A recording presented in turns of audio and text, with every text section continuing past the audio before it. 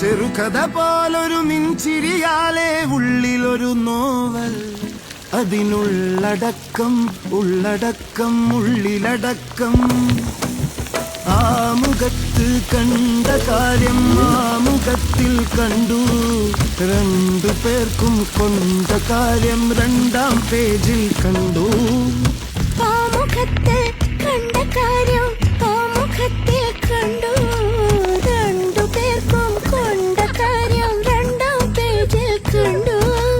കാളുകളനവധി നാളുകളനവധി താനേ മാറി മറിഞ്ഞു, വേദന തോനെ വാരിയെറിഞ്ഞു. അങ്ങനെ താളുമറിഞ്ഞ് നടുപ്പേ